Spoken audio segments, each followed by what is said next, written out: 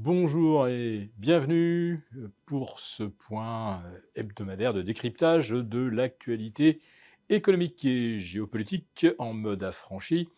Je salue tous les abonnés de TV Liberté pour cet épisode que je vais intituler Ah, on avait bien besoin de se distraire. Ouais, parce que on parle un peu trop de guerre depuis quelques semaines. Enfin, surtout depuis l'humiliation du salon de l'agriculture. Heu, Monsieur Macron veut nous montrer que lui, il fait un métier sérieux, que ça ne rigole pas et qu'il est prêt à se mettre debout, se rasseoir ou se remettre, debout, on ne sait pas, quelle sera sa position lorsqu'il décidera ou non, ou peut-être, d'envoyer des troupes ou pas, en Ukraine. Il ne s'interdit rien naturellement. Alors, notre prési-roi est, on peut le dire, vraiment omniprésent dans l'actualité depuis 10 jours, ce qui fait qu'on parle un petit peu moins du nombre record de faillites des PME, 4 870 en rythme annuel. On ne parle même pas des micro-PME, vous savez, ces chômeurs en fin de droit qui se transforment en auto-entrepreneurs avant de jeter l'éponge au bout de 6 mois ou 1 an. Ça a quand même permis d'alléger les statistiques du chômage entre-temps. Donc là, les PME, ce sont des entreprises entre 5 et 50 salariés.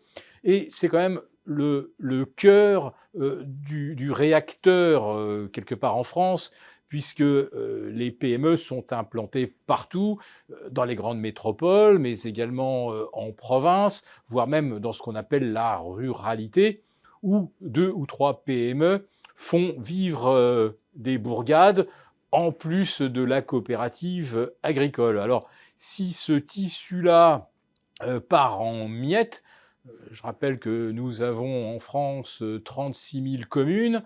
Donc, si vous avez une entreprise qui met la clé sous la porte dans une commune sur 10, il est évident que le retentissement sur l'économie et sur le pouvoir d'achat distribué est très important, beaucoup plus que si une entreprise multinationale devait délocaliser un bureau de recherche, je ne sais pas, à Singapour ou en Californie. Bon, des ingénieurs quelque part, on peut les faire aller et venir. En revanche, une PME spécialisée dans la charpente, si elle disparaît, c'est tout un écosystème qui disparaît avec elle. Et si je vous cite la charpente, c'est parce que c'est une des seules véritables catégories qui, pour l'instant, a encore des carnets de commandes bien remplis, mais tout autour, les entreprises, tout corps de métier, qui participent donc à la construction de logements individuels ou collectifs, là, le carnet de commandes s'effondre littéralement de moins 30% en 1 an. Oui, parce que c'est aussi ça, le véritable tableau que nous observons, c'est une chute de plus de 30% de la production de logements, alors qu'à 450 000, on est déjà en dessous de ce qui est nécessaire, les 20 ou 25% de logements supplémentaires par an qui permettraient au bout de 10 ans de mettre enfin un terme au mal logement et d'accéder aux demandes de ceux donc qui espèrent un jour pouvoir bénéficier d'un logement social.